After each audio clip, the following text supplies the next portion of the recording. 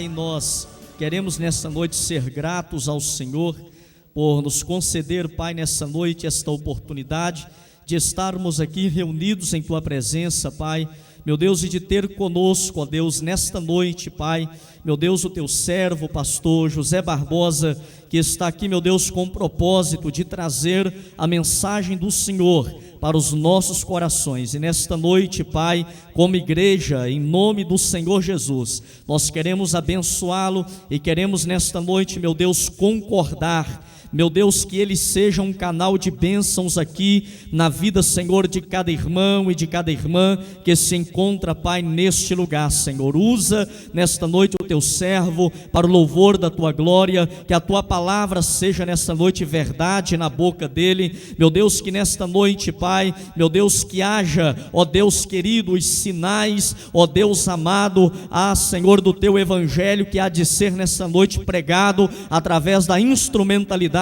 do Teu Filho. Nós repreendemos agora, Pai, toda artimanha do inimigo, meu Deus, toda a oposição das trevas na tentativa de impedir a pregação do evangelho, e declaramos agora, Pai, no nome de Jesus, que a Tua palavra há de encontrar guarida em cada coração e o nome do Senhor há de ser glorificado. É a nossa oração a Ti, agradecidos no nome do Senhor Jesus. Amém, amém. Pastor José está na liberdade do Espírito de Deus. Eu cumprimento a amada igreja com a paz do Senhor, amém? Podeis assentar, queridos. Quero agradecer ao pastor Alexandre, sua esposa, pelo convite, não é? Sou muito honrado, estou muito feliz por ver essa igreja bonita. Já foi apresentado, mas me permita estar comigo minha digníssima esposa, que mês passado fizemos 25 anos de casados. Ela está numa conserva, ela não aparece nessa idade toda não, mas eu que estou amarrotado pela vida, não é? Contando que ela casou comigo, tem 25 anos de casamento, os irmãos deduzem a idade dela. Mas eu estou amarrotado porque a vida não foi tão boa assim comigo. O meu filho Daniel, que é uma benção, meu caçula, eu tenho um outro que é o Samuel, que é um levita. Deus deu ele ter um CD que eu tenho gravado. Quero agradecer de todo o meu coração aos irmãos que vai nos tolerar e juntos podermos dar glória a Deus, dar um brado de aleluia e tomar posse daquilo que Deus tem para nós nessa noite. Quero convidar os irmãos a abrir comigo a vossa Bíblia em Isaías, no primeiro capítulo de Isaías.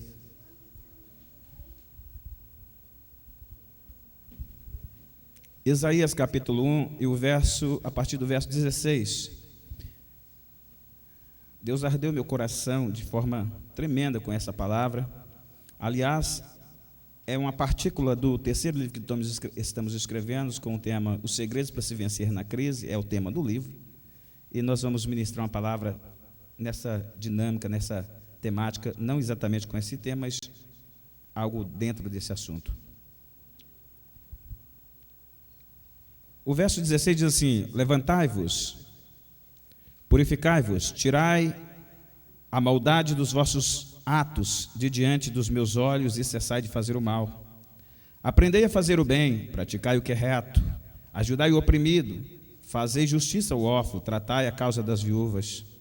Vinde, então o erguei-me, diz o Senhor, ainda que os vossos pecados sejam como a escarlata, eles se tornarão brancos como a neve, e ainda que sejam vermelho como o carmesim, se tornarão como a branca lã. Se quiserdes e ouvirdes, comereis o bem dessa terra, ou o melhor dessa terra em outras traduções. Mas se recusardes e forem rebeldes, sereis devorados à espada. Por quê? Quem pode concluir? Por quê? Quero pedir licença agora, eu que peço licença ao pastor, para fazer aquela oração costumeira. Só um minuto, não discordando, mas concordando com a oração. Espírito Santo, tira do meu coração todo orgulho, toda vaidade, toda soberba, toda arrogância. Meu Deus, que desapareço eu, pois eu não sou nada, mas que o Senhor desça com a sua Shekinah nesse lugar de tal maneira que possamos sair daqui, Deus, embriagados com a tua presença. Mesmo que aqueles que entraram aqui cheios saiam transbordando, os que entraram vazios saiam cheios, mas que o Senhor não deixe de forma nenhuma sairmos do jeito que entrarmos. Faça uma coisa diferente nesta noite, tudo para a honra e glória do Teu nome, Senhor. Meu Deus, estamos na liberdade, o Senhor faz o que o Senhor quiser. Eu estou aqui como um vento, me guia para onde o Senhor quiser, mas Deus, não deixe de manifestar aquilo que Tu tens preparado, o banquete que o Senhor preparou nesta noite. Deus, faz acontecer o Teu milagre, Deus, eu creio nisso, em nome de Jesus. Aleluia. Deus me deu um tema nesta noite, e eu quero compartilhar com os irmãos. Eu preciso, antes de explicar sobre o tema e ministrar, eu preciso fazer umas considerações sobre o tema. Como vencer na crise? É sugestivo, não é? Hoje em dia estamos vivendo uma época em que se tem crises, e não vou adiantar a mensagem, mas eu quero dizer o seguinte: crise é um momento de desequilíbrio, segundo o que nós entendemos e compreendemos. Todo mundo tem em algum momento na sua vida uma crise, aqueles que já passaram por ela, outros estão passando, e eu sou meio profético nisso. Quem ainda não passou vai passar, porque todo mundo na vida tem um momento de crise. Não sei em que área, mas crise é um fato. Assim como a chuva e o calor ou o sol é fato. Deixa eu fazer umas considerações. No campo da psicologia, o conceito crise é exemplificado como todas as situações de mudança no nível biológico, psicológico e social. Exige de uma pessoa ou de um grupo um esforço suplementar para manter o equilíbrio e a estabilidade emocional. Eu estou fazendo uma aulinha mesmo aqui porque eu quero entrar na mensagem para você ter uma noção do que de fato é uma crise. A crise pode ser como uma fase de perda ou uma fase de substituição rápida, em que se pode colocar em questão o equilíbrio pessoal. Quero que você pense nisso. O que é uma crise? E aí você vai pensando, peraí, está igualzinho comigo, ou não. Definições de crise, segundo o dicionário de língua portuguesa: mudança brusca, manifestação violenta, repetida e breve de um sentimento, momento perigoso ou difícil de uma evolução ou de um processo, período de desordem acompanhado de busca penosa de uma solução, conflito, tensão, ausência, carência, falta, penúria, deficiência, decadência, queda, enfraquecimento, ruptura periódica do equilíbrio, segundo o que nos aponta e nos ensina e nos mostra o dicionário de língua portuguesa Aurélio. Agora, o apóstolo Paulo diz: ora, o homem natural não compreende as coisas do Espírito de Deus, porque lhe parece loucura e não pode entendê-las, porque elas se discernem espiritualmente. 1 Coríntios 2,14. Para entendermos a crise, ou a crise que estamos vivendo, tanto em todos os... Eu vou entrar aqui, nós vamos aprender sobre todos os níveis de crises. É preciso sairmos do natural para compreender o sobrenatural. Eu sempre ministro e tenho aprendido, depois que fui para o Vale, pastor, eu fui para o Vale fazer um pós-graduação espiritual.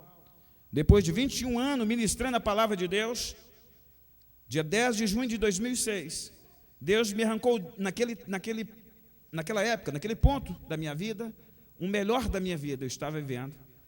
Deus me arranca do meu conforto, da minha zona de conforto, e me leva para o vale, para aprender a ser servo, porque eu era crente. Pastor, você era crente, aquele cantinho lá do banco? Não, eu era um pregador do evangelho, viajando pelo Brasil afora, ministrando a palavra, mas aqui dentro eu era crente. E eu não vou pregar sobre essa temática, mas quero que você entenda que lá dentro do vale eu fui aprender algumas regras que, em seminário de teologia, nos muitos anos que passei dentro de uma igreja, ou ministrando dentro dela, eu não aprendi. Em Efésios 6,12 nos ensina isso, que nós não temos que lutar contra carne e sangue, mas sim contra principado, contra potestade, contra os príncipes das trevas deste século, contra as hostes espirituais da maldade nos lugares celestiais. O grande problema de nós, cristãos, servos de Deus, autênticos servos de Deus, termos vivido momentos de derrota, ou às vezes perder algumas batalhas, é não compreender essa regra. Eu vou usar um termo aqui muito fácil de entender. Tudo o que acontece no mundo físico, na sociedade, na sua vida, o que aconteceu no mundo físico foi decidido, travado no mundo espiritual.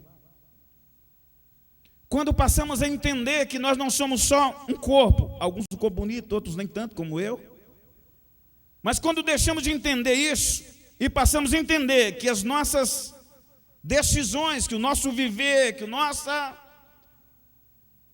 está travado numa batalha espiritual. Às vezes eu tenho conversado com pessoas, diz, pastor, não sei porquê, de repente eu perdi o sono 3, 4 horas da manhã e uma voz dizia, vai orar, e eu fui orar.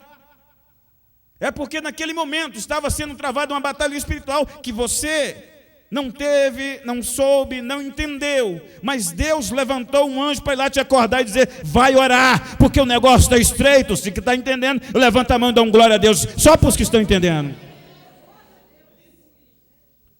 Para falar sobre crise, eu tenho que citar algumas. Aliás, o tema da mensagem é como vencer na crise, mas eu preciso falar de crise para falar sobre vencer. Ninguém pode falar vencer um problema sem não apontá-lo. A primeira crise que nós encontramos é a crise, vamos começar lá de cima, a social. A crise social pode ter, vou apontar 5 variantes da crise social. A primeira é a mais óbvia, financeira. Nós temos vivido num país rico, que a cada momento a gente vê que a economia do país vai bem, mas há também uma desigualdade social enorme, que faz com que quem é rico se torne mais rico e quem é pobre se torne mais pobre. Aos miseráveis, àqueles que não têm, hoje nós podemos glorificar a Deus porque temos Jesus, e Jesus é o nosso pastor e nada nos falta. Mas há muitas pessoas que não têm o que comer nesse exato momento que estamos hoje cultuando a Deus, nessa exata hora, nesse exato dia que estamos aqui cultuando a Deus. Tem pessoas que estão passando fome no nosso país, tão rico. Desigualdade social. A segunda crise que nós encontramos na nossa sociedade é a crise na saúde pública. Eu não vou ficar preso, estou usando esses termos só para abrir um pouco o leque. É só ir nos hospitais públicos que nós vamos ver pessoas que estão ali, costumam passar dias, horas, esperando um simples atendimento. Crise na saúde pública, eu estou falando de crise social. A terceira crise que nós vimos no nível social da nossa sociedade, no nosso país, é a crise na segurança pública. A cada dia você se vê diante de um quadro de violência, estupro, sequestro, assalto, mortes. Eu me lembro quando eu era adolescente no meu bairro, num bairro ali de Governador Valadares. As pessoas, quando usavam de violência, às vezes pegavam ali uma faca, uma pedra, um pau. Hoje em dia, garotos de 10, 12 anos estão andando com 38 na cintura. Hoje em dia você não pode nem dizer que o cabelo daquele menino não é tão bom como parece, que ele te atira, te mata. Se ele olhar para você e não gostar da sua cara, ele te dispara uma arma contra você. Violência. A quarta crise que encontramos é a crise da educação. Nós sabemos, e quem sabe disso, eu sei que nós estamos lidando com uma igreja, um povo inteligente, pastor inteligente, glória a Deus pela vida desse pastor. A gente conhece a obra do homem, a gente conhece a capacidade do homem pela obra que Deus confiou na sua mão e confiou essa linda igreja. Mas a priori de uma sociedade é a educação. E nós estamos vivendo um tempo de uma educação que falta muito. Há quem faz política dizendo que a educação evoluiu, mas falta muito para a educação ser a educação que o Brasil merece. E por último, a crise social se vê na área moral. Outro dia eu Eu tenho um emprego secular ainda. Eu estava no meu emprego, um colega falou algumas coisas, eu disse: rapaz, Jesus quando andou aqui na terra, ele não é evangélico, eu disse assim, Jesus quando andou aqui na terra, antes de ser levado de volta ao céu, ele diz assim: a geração Sodoma e Gomorra vai ficar com vergonha da geração futura. Nós estamos num embate sobre o fim da família ou não. Eu vou usar esse termo. Hoje eu estava no Face, eu disse para alguém: vamos orar. Porque o crente só tem uma arma: joelho no chão. Se orar, Deus ouve. Mas a nossa sociedade em um todo está precisando passar por uma restauração moral. A moral vem de ética. A moral vem dos bons costumes. Mas não podemos condená-los porque, infelizmente, elegemos políticos que aparentemente são idôneos e depois eles deixam muito a desejar. Estamos vivendo uma crise sem precedente no Brasil, e isso é só para cumprir a palavra de Deus que Jesus está voltando. A segunda crise, além de social, é a crise familiar. Pastor, peraí. Eu disse que vou ministrar sobre como vencer a crise, por isso estou apontando algumas. A primeira vertente de uma crise social, aonde que eu encontro? Que crise familiar é essa, pastor? E aí eu vou pegar pesado, porque eu faço muito palestra para casais. Deixa eu dizer uma coisa aqui para os casados e para aqueles que estão no caminho. A crise familiar basicamente passa por uma vida sexual amaldiçoada. Eu sei que outras pessoas vão ver esse DVD que vai estar sendo gravado, então eu preciso dizer isso aqui. Eu sempre digo assim: se Jesus não pode sentar na beira da tua cama para assistir sua relação com seu marido ou com sua esposa, quem assenta lá é o diabo. Como diz o apóstolo João, quem tem ouvido, ouça o que o Espírito diz à igreja. Eu vou repetir de novo, para você pensar bem nisso. Se Jesus não pode sentar na beirada da sua cama e assistir sua relação física com seu companheiro ou com sua esposa, se Jesus não entra ali para assistir, pastor, por quê? O que isso quer dizer? Eu vou dizer só uma coisa: tem uma casa de uns crentes que, se Jesus chegar lá para assistir assim, fala assim: epa, entrei aqui, estou no lugar errado, isso não é casa de crente não. Pastor, mas vale tudo. Vale não. Vale ser fiel a Deus e andar conforme os preceitos da palavra do Senhor. Você acha que pode, por um desejo obsceno de uma fantasia, fazer o que quer? Não pode. Tudo que me controla não vem de Deus. Tudo que me controla não provém de Deus, porque Deus é equidade, Deus é controle, Deus é centro. Ou sim, sim, ou não, não. Passar disso é procedência do diabo. Pastor, se eu não fizer, acaba tudo. Você tem que ter determinação, ou é Deus ou é o diabo.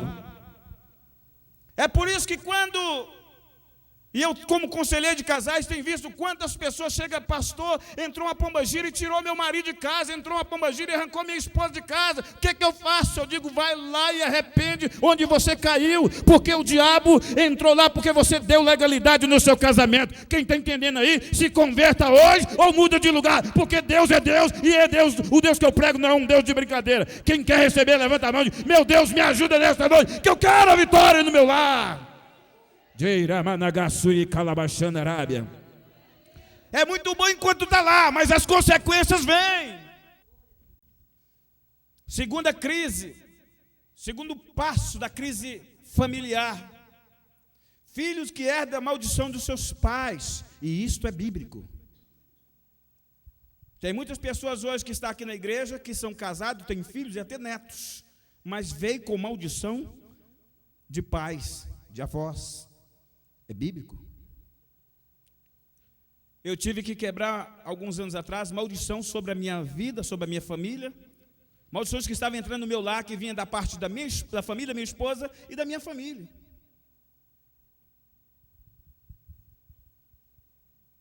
Vou falar da minha para não expor minha esposa. Eu sou cara de pau, falo mesmo. Eu me exponho. Vou me expor por ela. Na casa da minha família, a começar do meu pai, todos os casamentos se separaram. Eu disse, espera aí, não, no meu não. Tem demônios que atuam no meio da família e as pessoas não sabem por quê. É só olhar para a raiz da sua família, ver o que está acontecendo lá e olha o que está acontecendo dentro da sua casa. É demônio hereditário, maldição hereditária que você trouxe dos seus antepassados. Repreenda nessa noite, nós estamos aqui, para quê? Para vencer a crise. Então quem tem fé para receber, levanta a mão assim. Eu quero, por 30 segundos, levanta a mão assim, bem alto, bem alto, bem alto. Diga, hoje eu vou sair daqui mudado, a minha história vai ser diferente, porque eu vim aqui para tomar posse da minha vitória. Adore ao Senhor mais alto, dando glória a Ele aí. Ei, Ramanaganturei, Xerecalabaxandrabia. Terceiro motivo de crise que nós encontramos na família. Deus te trouxe aqui, Deus já me está mostrando o coração aqui, para te restaurar, aguenta aí. Terceiro motivo de crise na família, deuses domésticos. Que é isso, pastor? Irmão, quando eu fui para o vale, Deus mostrou meu coração. Diz, olha como é que está teu coração. Eu tive que arrancar do meu coração idolatria. Dentro do primeiro livro eu escrevi um tema, amor demais vira idolatria. Eu ouvi de Deus isso. Amor demais vira idolatria. O que é Deus doméstico? Colocamos coisas e pessoas no lugar que só deve ter o Senhor Deus. Eu não vou ficar aqui contando história, porque o tempo hoje, eu quero ter um tempo para orar com os irmãos. Mas eu conheço caso, história, fato, de que o pai, a mãe, espancou uma criança até a morte por causa de bens materiais. Pessoas que dizem, não, eu não posso, ele mora num barraco, ele está todo dia na igreja. Quando eu compro uma casa bonita, eu digo, não, eu tenho que cuidar da casa, não posso vir. Pastor, eu tive pessoas que comungavam comigo na minha igreja, quando estava pastor local, hoje estou com o ministério itinerante. O camarada andava de bicicleta, estava todo dia na igreja, não pedia um culto, benção. Comprou um carro, aí a igreja do bairro não se via mais para ele. Ele teve que ir com aquela igreja bonitona, que é a catedral lá do centro, porque aí ele tinha um carrão para encostar na porta da igreja. Eu sempre digo que tem pessoas que não podem nem receber a bênção, porque se receber a bênção, cai na fé com ela. É por isso que alguns Deus dá muito, outros Deus vai trazendo na corda curta. Deus conhece a minha e a sua estrutura para saber se podemos ou não ter aquilo que a gente deseja no coração. Não murmure, dá graças a Deus, porque o dia que Deus quiser te honrar, Ele vai saber que o seu coração está pronto para ser honrado. Se você está entendendo, dá um glória a Deus. Diga, eu não vou murmurar, porque Deus está cuidando da minha história. Agora dá uma olhada aí nesse altar chamado coração seu aí. Vê se tem aí um Isaac precisando de ir para o sacrifício. Passou-se meu. Outro dia uma irmã me procurou depois do culto e disse, pastor, aliás, eu estava lá em Galileia ministrando, e uma irmã me falou assim, pastor, irmão, Deus está me dizendo que tu precisa ter um compromisso mais sério. Deus me revelou isso. Ela disse, pastor, o problema é meu marido, eu só venho quando meu marido vem comigo para a igreja. Então, vai fazer um altar lá na sua casa e servir ao seu marido. Porque o seu marido é seu Deus. Se eu dependesse de esposa e filho, eu não estaria na igreja todos os dias ministrando a palavra de Deus. E olha que já me deu vontade de parar de pregar. Eu uso, de 3 meses para cá, Deus tem me dado uma palavra, pastor. Eu tenho 27 anos que eu prego o evangelho, tem 27 anos que eu estou querendo parar de pregar o evangelho. Há 6 meses atrás, eu disse assim para mim mesmo, vou parar. Estou cansado, estou cansado, as bênçãos são muito, mas as lutas são mais. Fui para ir para o meu último culto ministrar. Quando eu terminei de ministrar, Deus fez coisas grandes naquele culto. E eu, glória a Deus, oh, maravilha, estou todo feliz da vida, porque Deus, quando faz, a gente é grato. A grande honra é quando Deus honra a gente. E eu disse, Deus, muito obrigado, o Senhor me usou hoje, glória a Deus. A gente vê o povo sendo abençoado e quem ministra fica mais feliz do que o povo, porque Deus achou graça de usar um vaso de barro para abençoar outros. E eu estava saindo, quando eu estava chegando na porta, o Espírito Santo bradou do meu coração e disse, ei, você sabe por que você não pode parar de pregar o Evangelho? Olha quantas vidas depende da unção que eu coloquei sobre a tua vida. E eu disse, Deus, por amor a eles, eu fico, eu continuo, eu arrasto, mas eu vou levando a minha cruz, porque eu sei que o Senhor me comprou para não ser bênção para mim mesmo, mas principalmente bênção na vida de muitos. Quem está entendendo aí, que está pensando em parar, não pare. Deus tem algo na sua vida. Deus te chamou, Deus te deu um ministério para você ser bênção não para si, mas ser bênção na vida de outros. Recebe quem tem, recebe quem pode, recebe quem acredita, em nome de Jesus. Seja forte. Glória a Deus.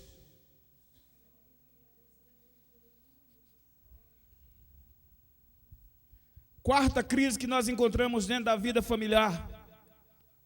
Fui aprender isso no Vale também. Falta de amor e de perdão. Parece muito óbvio, né?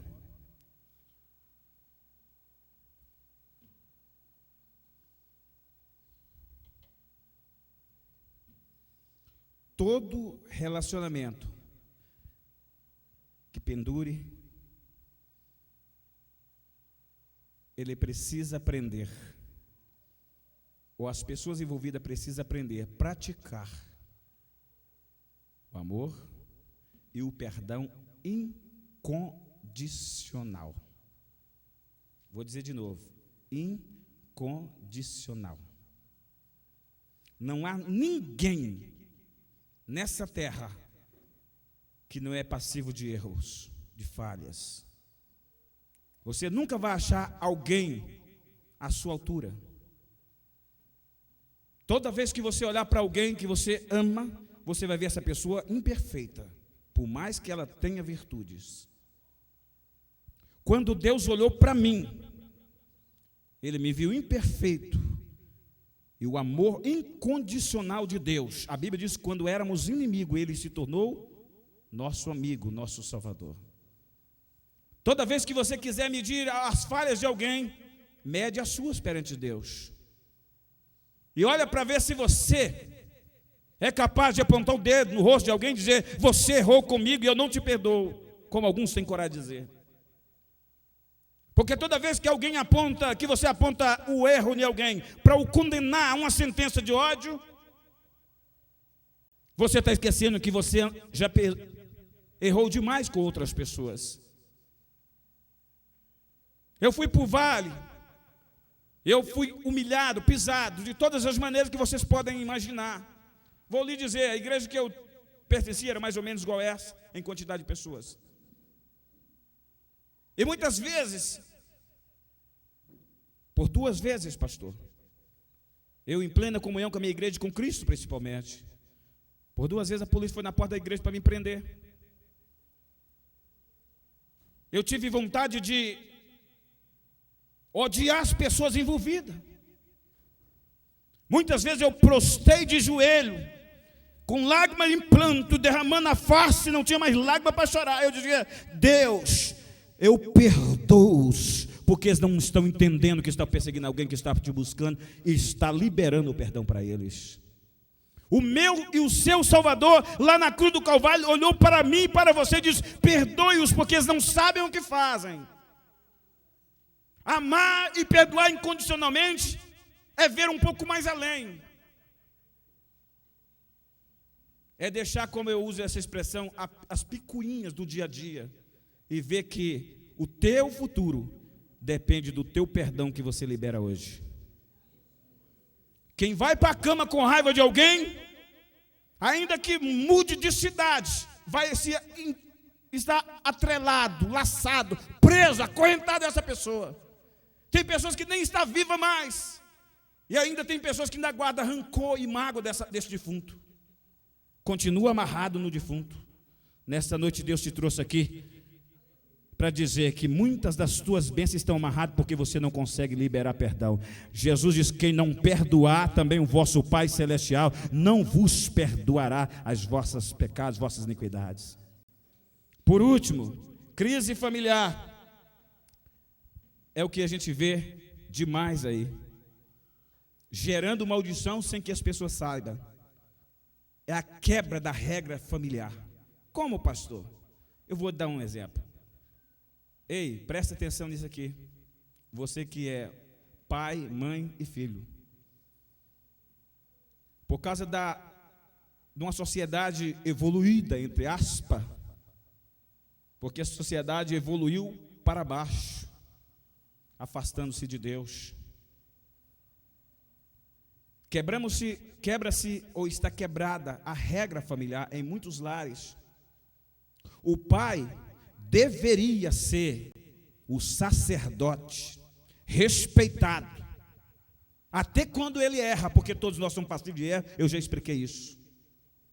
O pai deveria ser honrado, mas não é, porque ele é sacerdote, ele tinha que ser honrado.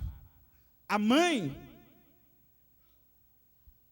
a Bíblia diz que ela foi feita, a mulher como mãe, como auxiliadora, numa linguagem mais popular, ajudante do marido.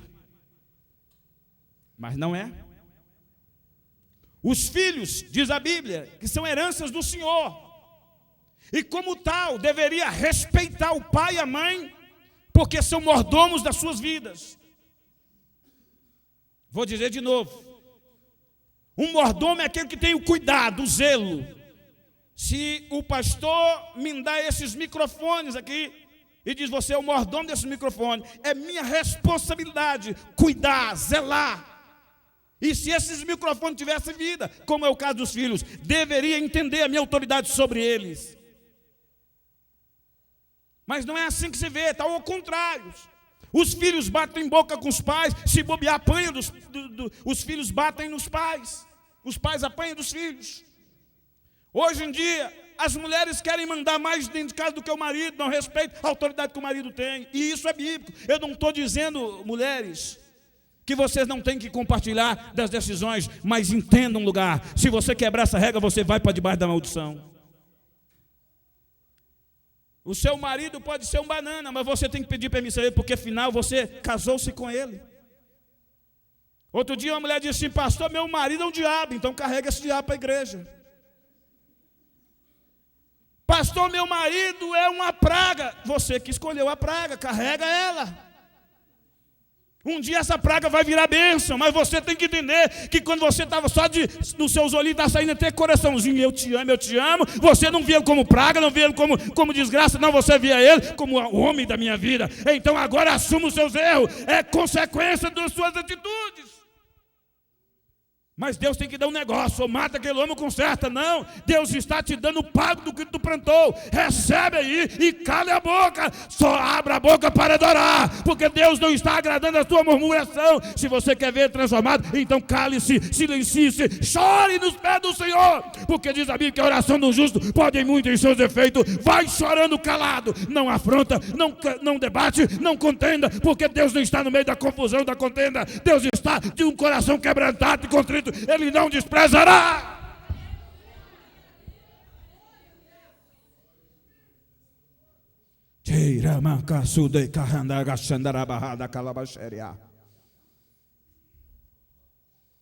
Estamos vivendo um tempo invertido. Terceira e última crise, a espiritual.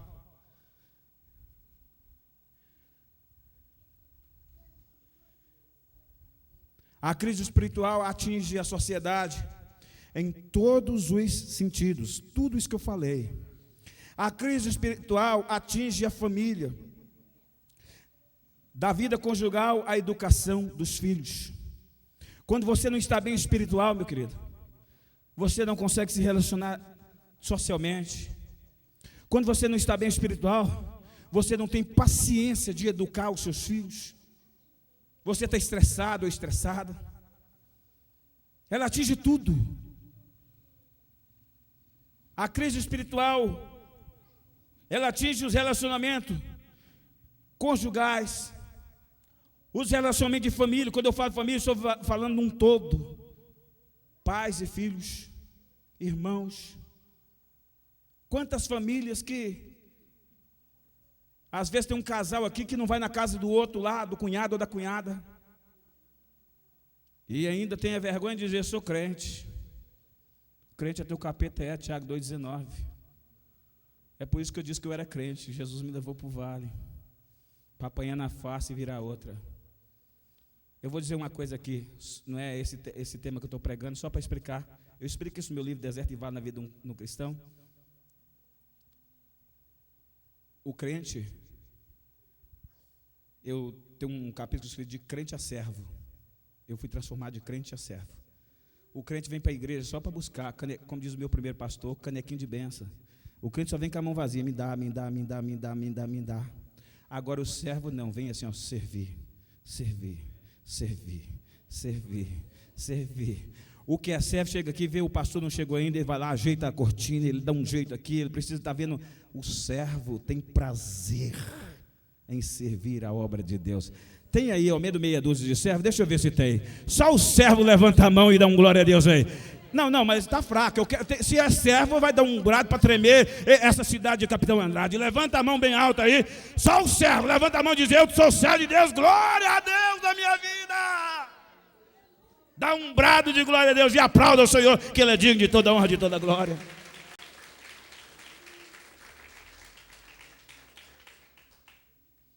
Por último, a crise espiritual atinge a vida financeira. Eu conheço crentes que ganham um rio de dinheiro. Estou falando de crente, irmão, não vou falar do povo lá de fora, não. Eu conheço crente que ganha 10 vezes que eu ganho. Não é que eu também tenho crise, não, que quando eu preciso de Deus, manda um milagre aí. E Deus nunca me deixou envergonhado, graças a Deus. Mas eu conheço pessoas que ganham 10 vezes o meu salário e passa a crise. Não tem dinheiro que dá. É um tal de comprar não sei o aqui, ou comprar não sei mais o que, compra farmácia, compra, está todo mês o orçamento dele e não dá. Por quê? Crise espiritual. Ele não dizima, e quando dizima fica com dó de tirar o dízimo. Eu vou dar porque senão o pastor está de olho em mim. Passa vergonha o mês que vem, não, vou entregar meu dízimo. Irmão, o pastor realmente precisa do dinheiro seu. Mas quer saber, a bênção não cai sobre sua vida desse jeito, não. O pastor precisa do dinheiro para pagar as contas da igreja. Mas a bênção não cai. A Bíblia diz que devemos trazer com alegria. Vai pedir uma oferta para comprar um ventilador? Todo mundo diz: pastor também está inventando isso para quê? Murmura tudo que diz respeito a dinheiro. Mas quando não era crente, ia para a farra, gastava lá. Ou mexer com as irmãs agora, só para ficar com raiva mesmo. Vai comprar um sapato, não está nem querendo saber. Não, mas é esse aí que eu quero. Eu não ganho para pagar isso, não, mas eu parcelo, tem 10 vezes. Mas é esse que eu quero. Vestido, meu Deus do céu. Cabelo, já foi no cabelo 120 conto. Falei, meu Deus, dá para me fazer um churrasco lá em casa com esse cabelo. A coisa é séria, irmãos. É claro que tem aqueles que extrapolam e jogam a culpa no devorador quando ele mesmo devora tudo. Tem gente que vive, irmãos. Se eu fosse olhar meu cartão de crédito, eu estava encrencado. Meu cartão de crédito tem quase 6 mil reais de limite. Mas eu dou um pulo de acordo com a minha perna. Tem gente que não pode dar, não. Eu dei um monte de cartão para o meu filho brincar, porque os bancos mandam cartão sem eu pedir. Eu nem desbloqueio, dou para brincar. Mas tem gente que se o banco mandar 10 cartões, ele desbloqueia tudo e vai comprando. Ele esquece que tem que pagar aquelas faturas. Isso não é nem maldição, não. Isso aí é falta de juízo. Falta de responsabilidade. O crente tem que ser responsável. Quando você for comprar fiado, você pensa assim: eu posso pagar, porque senão vou pôr o nome de cristão em xeque. Porque não tem coisa pior do que crente mal pagador. Tem pessoas que vão para o inferno por causa de 30, 40 reais. Pastor, você está querendo dizer que você amaldiçoou esse camarada para o inferno? Não, ele é ladrão. Porque se eu comprar R$1 na padaria e correr de lá pagar, eu sou ladrão, não sou? Então põe as suas contas em dia. Porque muita gente passou 20, 30 anos na igreja, vai chegar lá no arrebatamento, São Pedro, estou fazendo conjectura, vai puxar sua ficha lá, como diz na linguagem militar aí, a sua capivara, e vai ver lá, R$1 na padaria, R$5 lá, um DVD do pastor Barbosa, não sei mais o que. Meu irmão, não faça isso não. Por mixaria você pode perder uma salvação que vale mais do que o mundo inteiro. Não, isso é ensino, tá? Eu sei, nem conheço os irmãos aqui. Pense bem. O crente tem que ter postura de servo. E o servo anda na linha, porque sabe que o seu Senhor é fiel, é santo, mas exige santidade a Ele. Aleluia! Quem pode dar um glória a Deus aí? Agora, eu não vou tomar tempo dos irmãos, porque eu vou ser breve. Como vencer na crise? Eu falei sobre as crises. Pastor, eu estou numa crise. A minha vida emocional é o que... Deixa eu contar uma coisa sobre isso. Por isso que eu escrevi aquele Vencendo Traumas Emocionais e Feridas do Passado. Depois que eu saí do vale, eu fiquei 3 anos sofrendo, chorando noites por causa de traumas. E aí eu falo sobre 14 capítulos ali, bem reduzidos, sobre isso. Mas deixa eu contar uma coisa que eu descobri. Pastor, Satanás não está preocupado mais com pecado na igreja, não. Vou dizer por quê. Isso é uma revelação de Deus para mim. O diabo viu que durante os muitos séculos ele correu atrás do vento. Ele fazia o crente pecar, minutos depois o crente chorava, gemia, se lavava no sangue do cordeiro e estava na comunhão de novo com Deus. Podia ter consequências do seu pecado, socialmente, e até dentro da igreja. Mas diante de Deus, se você morrer, você ia para o céu, porque arrependeu. E a Bíblia diz que o sangue de Jesus Cristo tem poder para perdoar todo o pecado. O diabo, durante muitos anos, séculos, levou o crente ao pecado, mas descobriu que o crente, cada dia que passa, fica mais inteligente, esperto. O diabo então armou uma arma falível, infalível, que gera frutos para ele, para o diabo, que faz com que, no mínimo, o crente fica preso durante muitos anos, até que tenha a compreensão de que precisa se libertar. E nesta noite, estou trazendo uma palavra nesse sentido, para que você saia desse buraco que eu estou falando aqui, vou falar, e se levanta para ser abençoado. Que área é essa, pastor? Emocional. O levita, o pregador, o ministro da palavra de Deus, por mais unção, por mais abençoado, por mais que ele tenha de Deus, se ele estiver emocionalmente abalado, ele não consegue produzir 100% para Deus. Se você estiver machucado, ferido, você pode vir cantar, até pregar, mas você não vai produzir 100% do jeito que Deus tem para você. O seu potencial fica reduzido. O diabo entendeu isso. E é por isso que nós encontramos o grande mal da igreja hoje, é o emocional. Feridas. Nesse ou naquele relacionamento mal escolhido, mal vivido.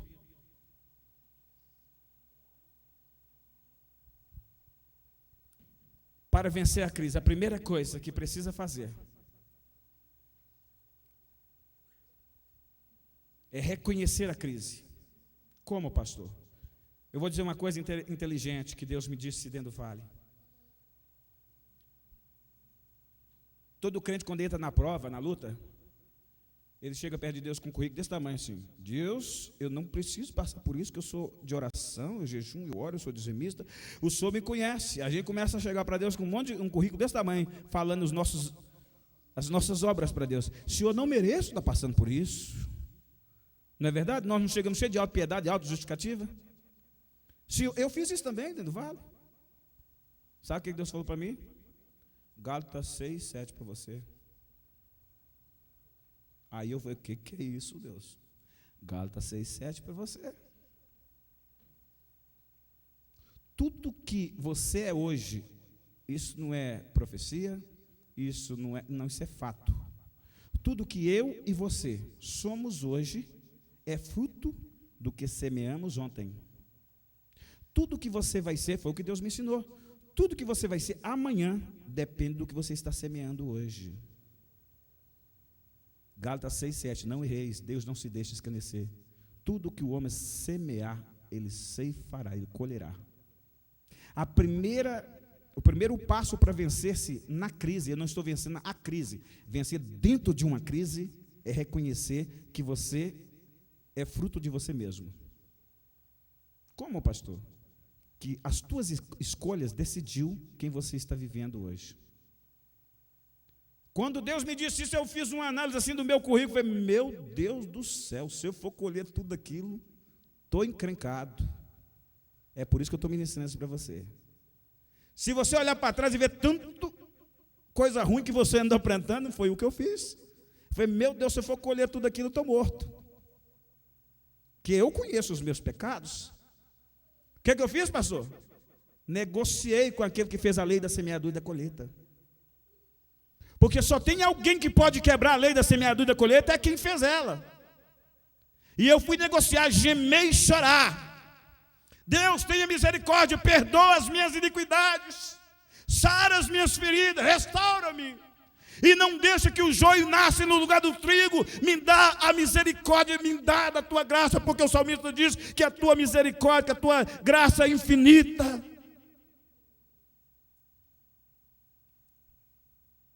Eu vou dizer uma coisa meio ilógica. Sabe o que Deus falou comigo? Eu não vou te deixar de tudo impune. Para cada ano que você não me obedeceu, eu vou te dar um mês de sofrimento. E eu passei exatamente esse tempo. Nessa noite, se o Espírito Santo está trabalhando aí dentro de você, você está reconhecendo. Ah, mas Deus tinha que me abençoar. Não, Deus tem que cobrar o que é justo. Deus nos ama, mas não passa a mão em cima de pecado, de falhas do nosso caráter, da nossa vida com Ele. Sabemos que precisamos obedecer. Não obedecemos, vamos colher o fruto da nossa desobediência. Deus está dizendo para você sair para evangelizar aquela vizinha que você tem, você não sai. Você acha que quando a sua barriga doer, você vai pedir a Deus, Deus vai te dar? Não, você está devendo a Deus. Você tem saldo na caderneta, a poupança de Deus? Se você não tem, eu vou lhe dar um conselho, comece a dar um jeitinho de fazer umas economias com Deus, porque quando a situação apertar para você, você vai correr para Deus e Ele vai dizer, eis-me aqui. Pastor, peraí, Deus é bonzinho, mas é justo. Se eu não trabalho, por exemplo, na CEMIG, eu posso ir lá no início do mês pedir meu pagamento? Quem não trabalha para Deus não recebe nada. Vai viver uma vida, por isso que eu digo que existe, outro dia eu ministrei uma mensagem sobre os promovidos por Deus. Nós temos 5 classes, eu não vou pregar sobre isso, eu só citei, só para abrir aqui o contexto do que eu estou falando. Há 5 classes de pessoas dentro do reino de Deus: os miseráveis, os pobres, os ricos, os milionários e os bilionários. Os crentes, os incrédulos, os crentes, os servos, os amigos de Deus e os filhos de Deus. Então não sei nem que você é, mas Deus não quer que você seja só crente na igreja, que você seja só servo, que você seja só amigo de Deus, porque isso também não é importante. O que Deus está buscando é filhos e filhas. Deus está querendo ter relacionamento mais íntimo e pessoal. Se você está entendendo e você está recebendo, então dá um glória a Deus, diz, me ensina, Senhor, a andar como filho no teu reino. Ei, é nagantarabás. Primeiro passo para vencer uma crise, reconhecer a crise. Não fica jogando debaixo do tapete, não. Olha para você mesmo, não, realmente eu estou precisando nessa noite de fazer uma nova aliança com Deus. Eu estou entendendo que está estreito para mim, eu preciso consertar, porque aí Deus vai descer lá onde você estiver, vai te levantar e colocar em lugares altos. Segundo, consertar o altar e sacrificá-lo sobre ele. O Senhor, vou dizer uma coisa sobre sacrifício.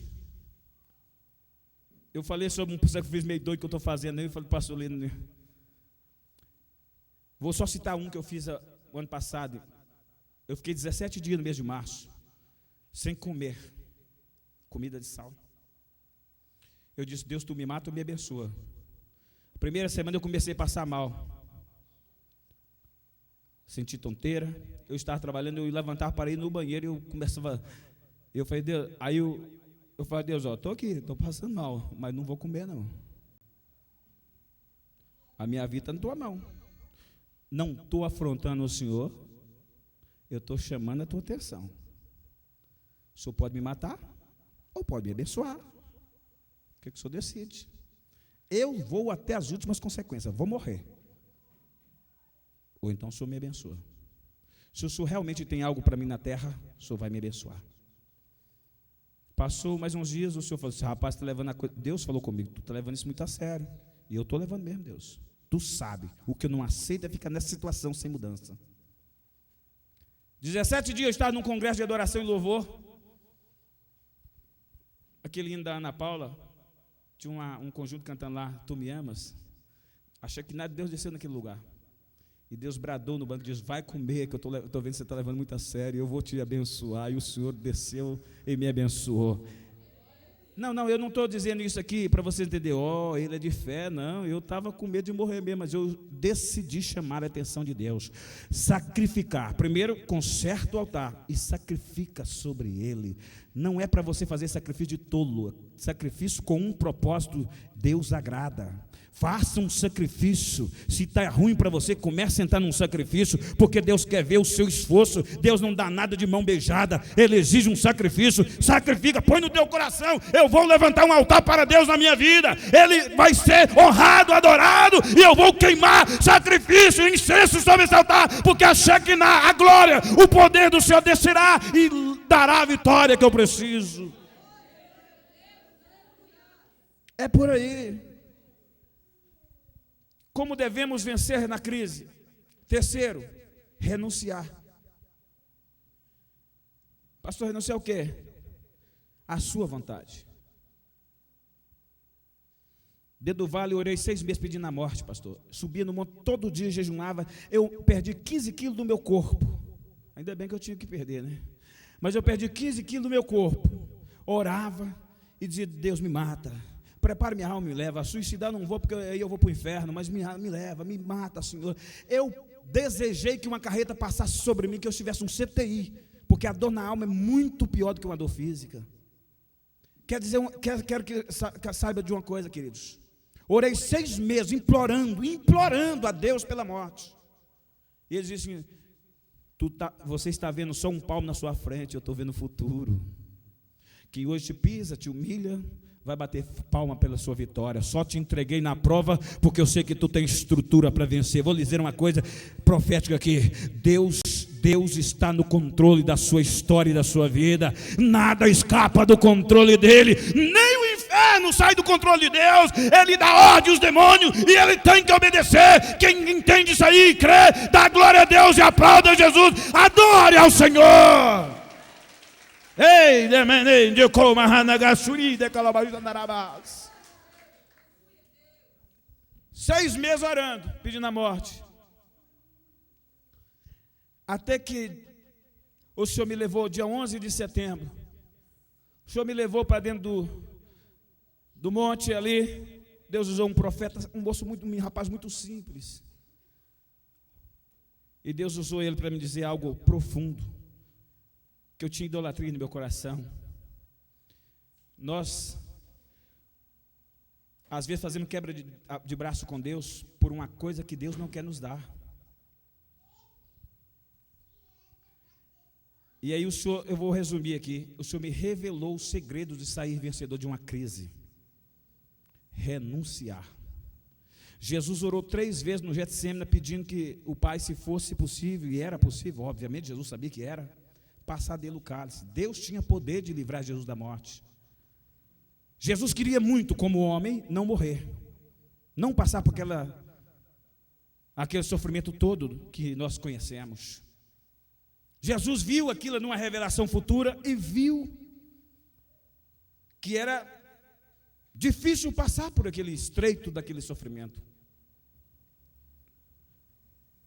Mas Jesus, que é a própria sabedoria de Deus, fez uma oração inteligente, foi o que Deus me ensinou dentro do vale. Pai, contudo seja feita a tua vontade. Eu vou dizer um segredo da renúncia. Quando eu renuncio às minhas vontades e coloco na decisão de Deus me guiar, aí Deus só me guia para a vitória. Vou dizer uma outra verdade sobre isso. Eu escrevi sobre isso no meu livro. Abraão, tem dois Abraão, um antes de Isaac, um depois de Isaac. Como pastor e pregador, eu já vi muitos renomados pregadores pregar sobre o sacrifício de Isaac. Quer ver? Vou perguntar aqui. Naquele sacrifício de Isaac, Deus me fez essa pergunta no monte. Naquele sacrifício de Isaac, o que estava sendo provado ali? A Abraão? Não, diga mais forte, sem medo. Eu também pensava assim. Deus me disse que não. Quando Deus me disse, por que você acha que eu pedi Isaac em sacrifício? Provar a fé, porque eu já vi tantos pregadores falar sobre isso. Deus diz, não. A fé de Abraão eu provei quando eu mandei sair do meio dos parentes dele. Agora imagine você no lugar de Abraão, pegando suas trouxas e saindo para um lugar que você não conhece. Vira estado, passa por Minas Gerais, entra no Rio de Janeiro, vai São Paulo, Curitiba, e vai virando, e você faz, é aqui Deus? Não, quando chegar lá eu te digo onde é, vai andando. Você sai do Brasil, entra na fronteira, passa pela Argentina, passa pelo México, vai andando, e é aqui Deus? Não, quando chegar lá eu vou te dizer, isso é fé.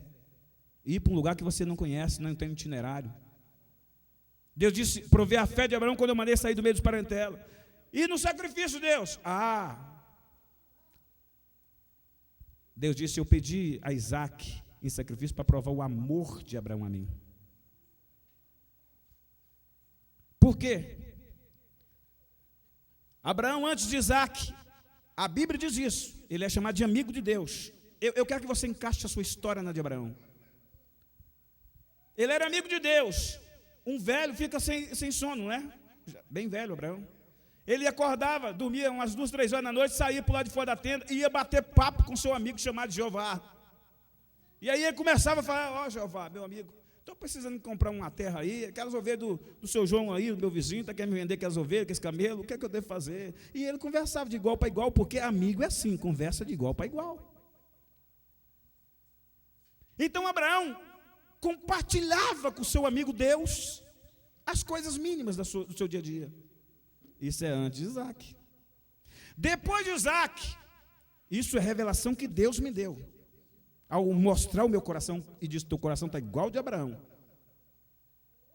Depois de Isaac, o velho Abraão acordava e ia conversar com Jeová do lado de fora da tenda? Não. Ele corria para ver se o menino estava coberto. Porque no deserto é calor demais ou frio demais. Ele lá vê se o menino e ficava olhando para aquele cara do papai, lindão, eu era assim. Ele ficava ali, como dizendo um popular, babando sobre a criança. Isaac cresceu um pouco, e aí estava já um garoto correndo para tudo quando é lado, e ele dizia assim, amanhã nós vamos sair para comprar umas carnes, porque afinal você é meu herdeiro. A preocupação de Abraão passou a ser Isaac. Vocês estão entendendo?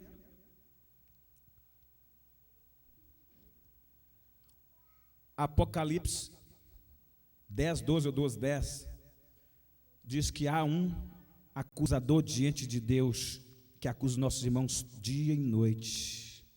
Virou para Deus e diz assim, seu amigo, hein? Não é tanto seu amigo coisa nenhuma, agora o negócio dele é Isaac. Deus, não, Abraão me ama. Não ama nada, rapaz, amava enquanto não tinha filho, o senhor deu para ele um filho, agora mudou de ideia. É o que eu falei da benção que cai com a benção. Vinha para a igreja todo dia, agora tem carro. Ele fala assim, rapaz, final de semana vai dar não, vou para a praia. Mas antes de carro, ele vinha todo dia. Deus disse, Abraão, vai lá e mata Isaac. Renunciar. Eu não sei se o seu Isaac é seu marido, sua esposa, seu filho, seu namorado, sua namorada. Põe ele no sacrifício hoje. Porque tudo que toma o lugar de Deus vira maldição na minha vida. Tudo. Tudo. Vocês estão entendendo?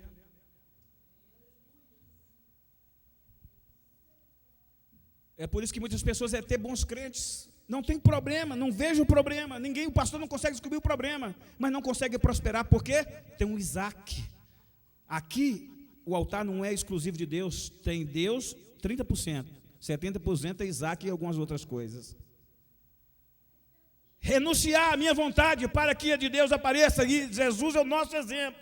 Quarto, como vencer a crise? Ter fé e ser fiel.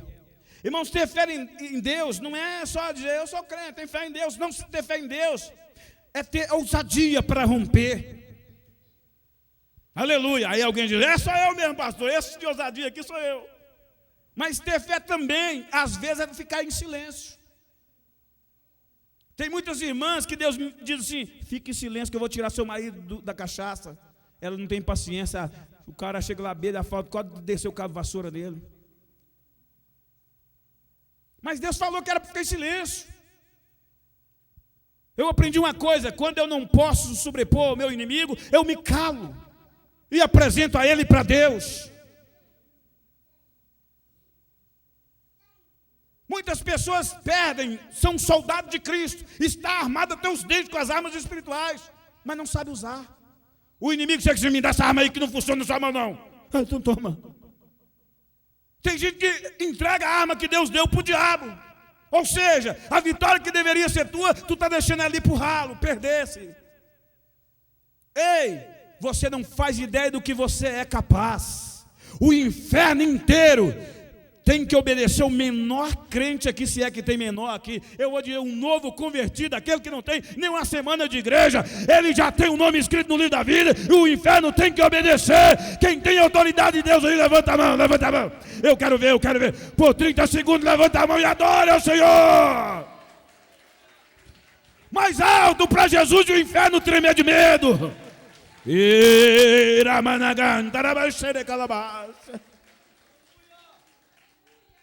Não deixe o diabo te empurrar.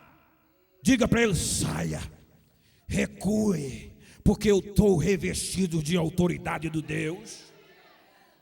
Ah, pastor, mas aquele homem não tem jeito. O homem não tem. Eu disse no início da minha fala, da minha mensagem, não temos que lutar contra o homem, é contra o diabo que está no homem. Diga para aquele diabo, eu não sei se é a cachaça, o cigarro, vai dizer assim, tu vai pegar tua cachaça e vai lá, pai de esquina, porque na minha casa tu não entra mais, eu te proíbo.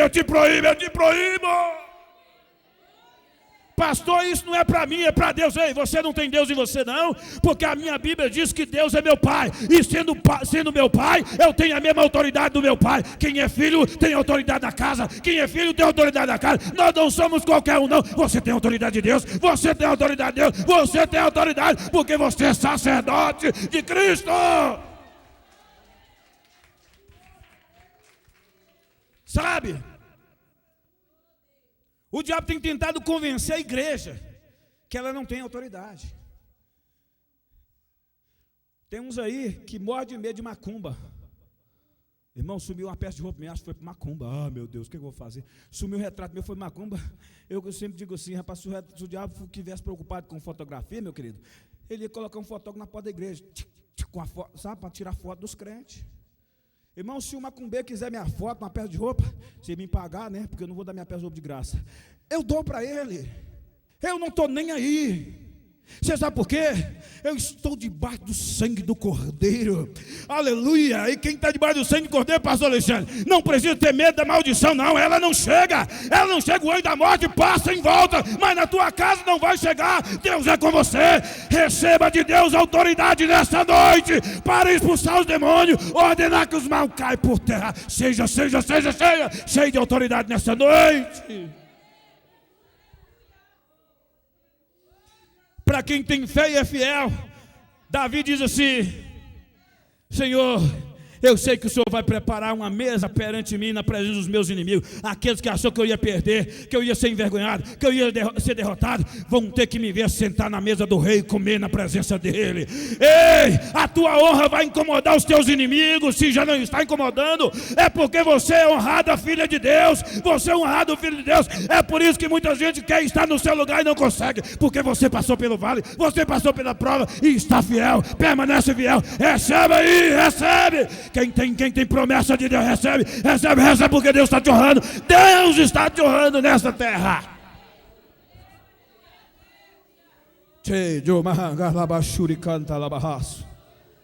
Aleluia, aleluia, aleluia. E por último, como vencer na crise? Invocar a Deus com humildade. Aliás, tem uns ministros do Evangelho que me envergonham, porque eu sou Bíblia. Eu creio que a Bíblia diz, que diz assim, vou pegar pesado, viu, irmão, mas se tiver alguém com essa fé aí, me desculpe, porque minha fé é outra. Irmão, você tem que determinar Deus para te dar a benção. Determina a sua vitória, irmão, determina. Aonde já se viu uma criatura mandar o Criador abençoar ele? Dá ordem. Irmão, você tem que ganhar Jesus no coração. Eu gosto de ilustrar. Se você tem uma criança e você tem o último dinheiro para comprar uma coisa tua, alguma coisa de utilidade inadiável até, e se aquela criança começa a chorar e dizer, papai, mamãe, eu quero picolé que passou ali, eu quero picolé, e começa a chorar, fazer uma pirraça danada chorando, você não fica incomodado com o choro, vai lá e eu me viro depois, pego emprestado, mas toma aqui, vai lá comprar seu picolé, me deixa em paz. Não é isso? Isso é uma lógica. Faça isso com Deus. Chora, esperneia. Eu faço isso, irmão. Chora, esperneia. A Bíblia diz, pedi e dá-se-vos-á. E Jesus disse, os vossos pais, sendo maus, sabeis dar boas coisas, boas dádivas para os vossos filhos, muito mais o vosso Pai Celestial vos dará o Espírito Santo e tudo mais que pedir. Pedir com humildade. 1 Pedro capítulo 5, verso 6. Humilhai-vos debaixo da potente mão de Deus, para que no tempo que Deus anotou na agenda dele, Ele vos exalte. Ninguém vai subir lá em cima, estar lá em cima no pódio, sem antes vencer aqui no vale. Sabe, tudo que é de mão beijada a gente não valoriza, por isso que a nossa vitória é demorada, é difícil, é com lágrima, mas Deus dá muito mais.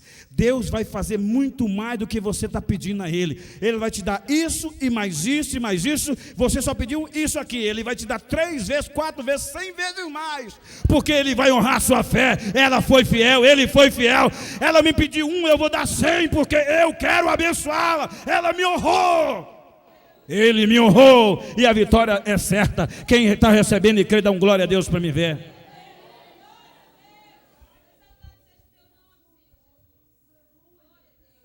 Ah, pastor, eu estou aqui numa situação só Jesus. Para você, 2 Crônicas 7:14. Se esse povo que se chama pelo meu nome, se orar, humilhar, se converter seus maus caminhos, ouvirei do céu, perdoarei seu pecado, sararei sua terra. É isso que você tem que fazer. Nós lemos um texto em Isaías, e o verso 19 diz, se quiserdes e obedecerdes, comereis o bem dessa terra. A bênção de Deus não é empurrada goela abaixo. Não. Você nessa noite tem a opção de ouvir, entender e obedecer. Mas se não ouvir, aí a maldição permanece ainda com um acréscimo, porque você teve a chance e não quis, negou. E diz assim, por que isso vai fazer? Porque eu posso garantir, porque será assim?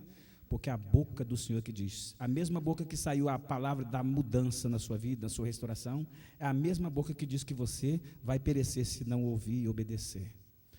Aleluia. Quer vencer na crise? Ah, pastor, eu estou numa crise que não tem precedente. Passa por esse processo. Você primeiro tem que renunciar, você tem que consertar seu altar e sacrificar, você tem que ter fé e ser fiel, você tem que invocar com humildade o nome do Senhor. Se você, não importa a crise que você esteja passando por ela, se você acreditar, Lucas 1:37, porque para Deus nada é impossível. Agora a pergunta que eu quero fazer a você, você quer sair de que jeito daqui desse culto? Do mesmo jeitinho com as crises que entrou? Eu não sei se é crise emocional, familiar, conjugal, eu não sei que crise, financeira, emprego, saúde, Mas se você quer sair diferente, com a sua vida, com a sua história restaurada, a chance é essa. Eu quero que você curva a sua cabeça, feche seus olhos, por favor.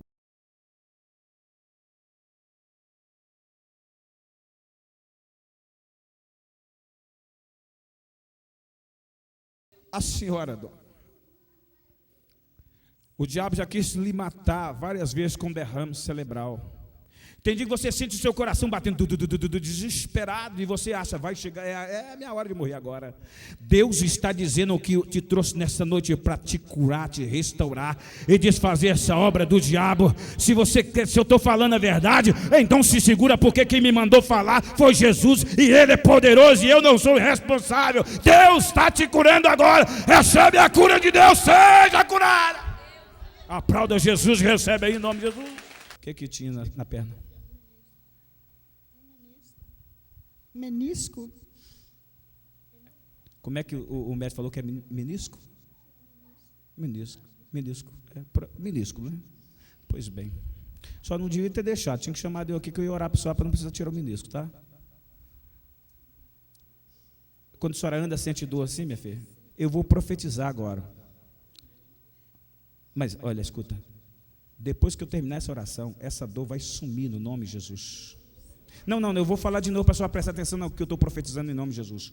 Eu vou orar para ti. Depois da minha oração, essa dor vai desaparecer e a tua perna, tu vai começar a andar normalmente como andava antes de tirar o tal menisco. Só crê que Jesus é maior do que esse problema?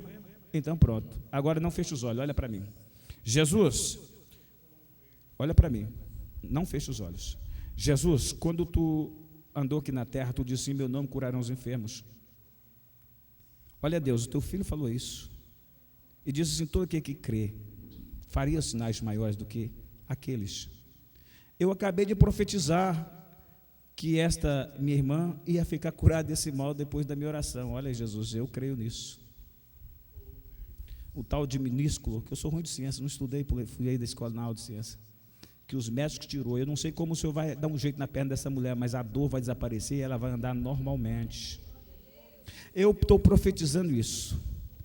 Agora, fique com o pensamento em Jesus agora. Espírito maligno de enfermidade que tem atormentado a perna desta mulher, segundo ela professou, que os médicos disseram que era menisco. Eu lhe mando sair, não feche os olhos, por favor. Eu lhe mando sair do corpo, da perna, da junta, dos nervos, agora.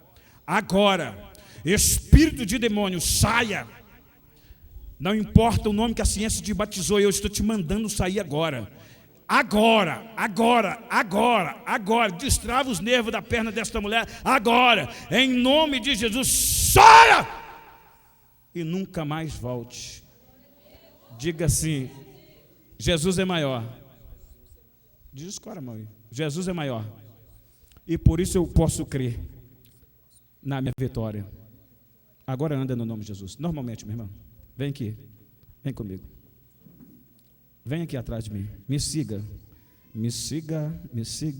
Caminhando eu vou para Canaã. Vem, minha irmã, vem andando.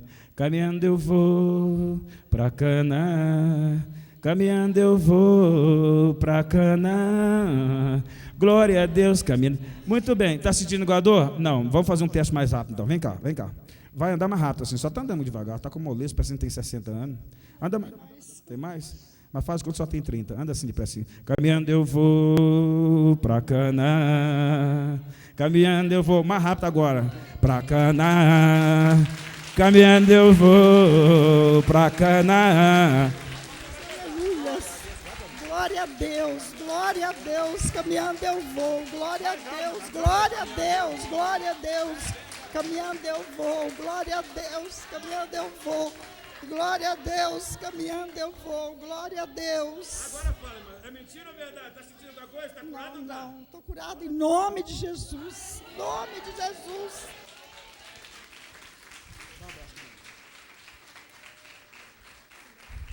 Aplauda Jesus, que Ele é o mesmo ontem. Pai, nós queremos nessa noite ser gratos ao Senhor por nos conceder, Pai, nessa noite esta oportunidade de estarmos aqui reunidos em Tua. Pai, nós queremos nesta noite ser gratos ao Senhor por nos conceder, Pai, nessa noite esta oportunidade de estarmos aqui reunidos em Tua presença, Pai, meu Deus, e de ter conosco, ó Deus, nesta noite, Pai, meu Deus, o Teu servo, pastor José Barbosa, que está aqui, meu Deus, com o propósito de trazer a mensagem do Senhor para os nossos corações. E nesta noite, Pai, como igreja, em nome do Senhor Jesus, nós queremos abençoá-lo e queremos nesta noite, meu Deus, concordar, meu Deus, que ele seja um canal de bênçãos aqui na vida, Senhor, de cada irmão e de cada irmã que se encontra, Pai, neste lugar, Senhor. Usa nesta noite o Teu servo para o louvor da Tua glória, que a Tua palavra seja nesta noite verdade na boca dele, meu Deus, que nesta noite, Pai, meu Deus, que haja, ó Deus querido, os sinais, ó Deus amado, Senhor, do Teu evangelho que há de ser nesta noite pregado através da instrumentalidade do Teu Filho. Nós repreendemos agora, Pai, toda artimanha do inimigo, meu Deus, toda a oposição das trevas na tentativa de impedir a pregação do evangelho, e declaramos agora, Pai, no nome de Jesus, que a Tua palavra há de encontrar guarida em cada coração e o nome do Senhor há de ser glorificado. É a nossa oração a Ti, agradecidos no nome do Senhor Jesus. Amém, amém. Pastor José está na liberdade do Espírito de Deus. Eu cumprimento a amada igreja com a paz do Senhor, amém? Podeis assentar, queridos. Quero agradecer ao pastor Alexandre, sua esposa, pelo convite, não é? Sou muito honrado, estou muito feliz por ver essa igreja bonita. Já foi apresentado, mas me permita estar comigo minha digníssima esposa, que mês passado fizemos 25 anos de casados.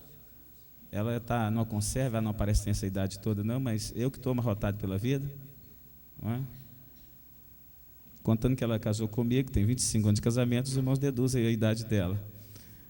Mas eu estou amarrotado porque a vida não foi tão boa assim comigo. O meu filho Daniel, que é uma benção, meu caçula, eu tenho um outro que é o Samuel, que é um levita. Deus deu ele ter um CD que eu tenho gravado.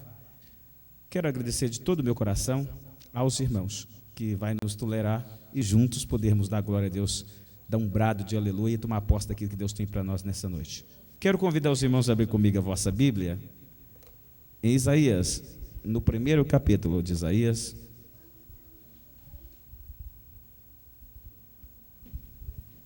Isaías capítulo 1 e a partir do verso 16. Deus ardeu meu coração de forma tremenda com essa palavra. Aliás, é uma partícula do terceiro livro que estamos escrevendo, com o tema Os Segredos para se Vencer na Crise, é o tema do livro. E nós vamos ministrar uma palavra nessa dinâmica, nessa temática, não exatamente com esse tema, mas algo dentro desse assunto. O verso 16 diz assim: levantai-vos, purificai-vos, tirai a maldade dos vossos atos de diante dos meus olhos e cessai de fazer o mal. Aprendei a fazer o bem, praticai o que é reto, ajudai o oprimido, fazei justiça ao órfão, tratai a causa das viúvas.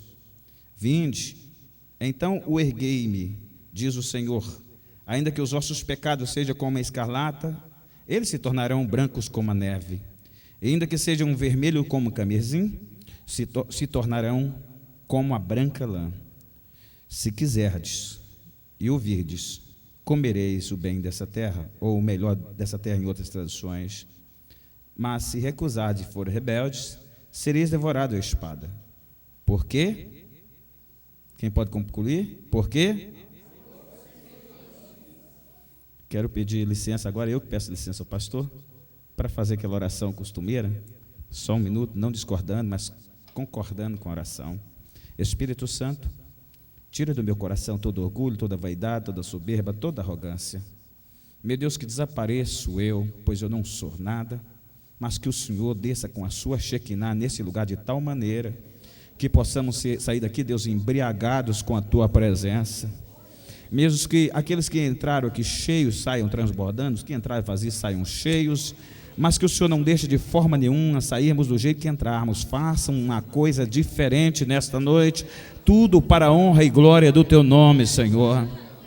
Meu Deus, estamos na liberdade, o Senhor faz o que o Senhor quiser. Eu estou aqui como um vento, me guia para onde o Senhor quiser, mas Deus, não deixe de manifestar aquilo que Tu tens preparado, o banquete que o Senhor preparou nesta noite. Deus, faz acontecer o Teu milagre, Deus, eu creio nisso, em nome de Jesus.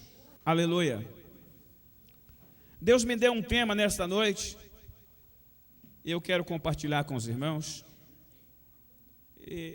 Eu preciso, antes de explicar sobre o tema e ministrar, eu preciso fazer umas considerações sobre o tema. Como vencer na crise? É sugestivo.